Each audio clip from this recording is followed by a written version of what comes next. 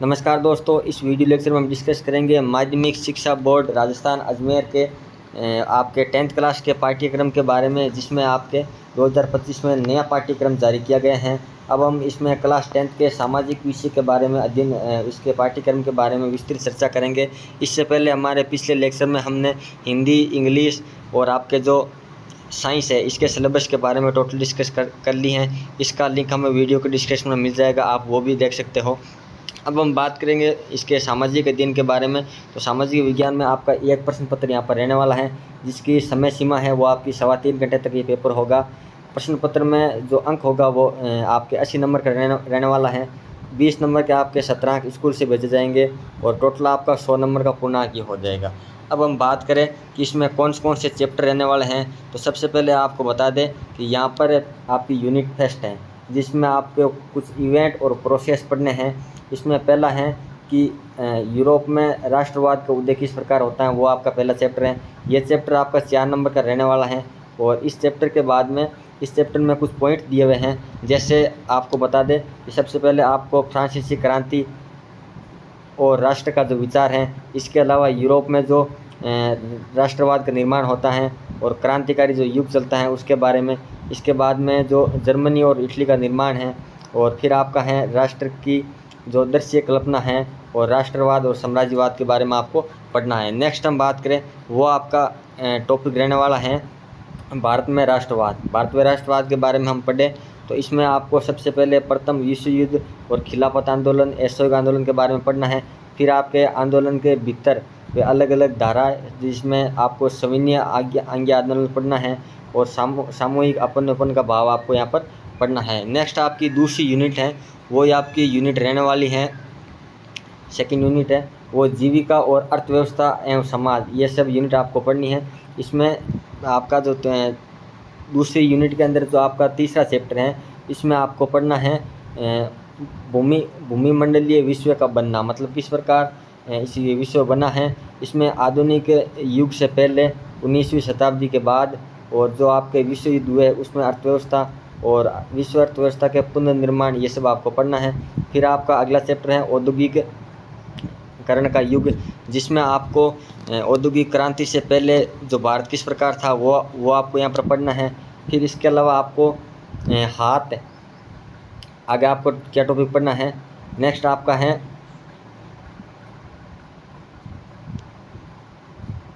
Next आपको topic रहने वाला है हाथ का श्रम, भाव शक्ति, उपनिवेशों में औद्योगिकरण, कारखानों का आना, औद्योगिक विकास की अनुठापन और वस्तुओं के लिए बाजार। ये सब आपको पढ़ना है।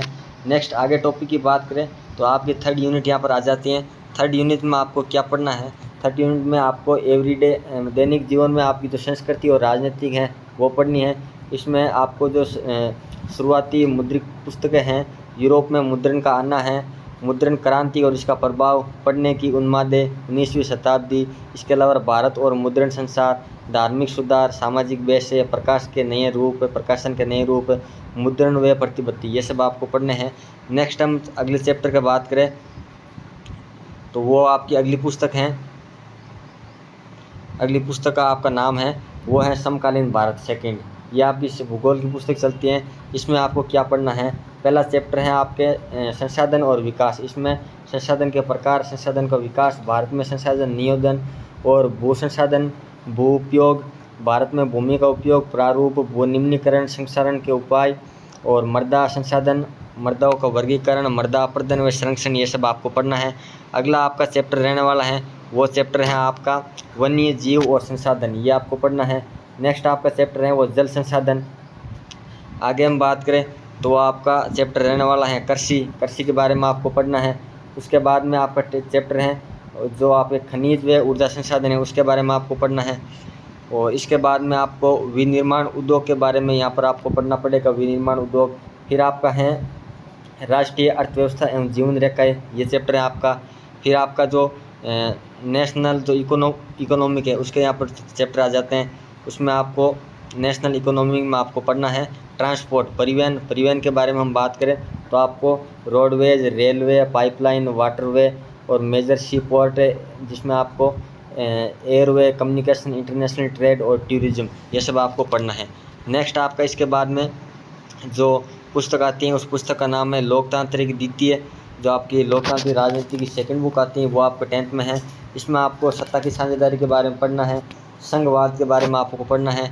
नेक्स्ट हम बात करें तो इसमें आपके जाति धर्म और लैंगिक मसले हैं, इसके जाति धर्म और लैंगिक मसलों के बारे में आपको पढ़ना है। फिर है राजनीतिक दलों की आवश्यकता क्यों पड़ी, उसके बारे में पढ़ना है। जो चुनाव की प्रक्रिया होती है उसके बारे में।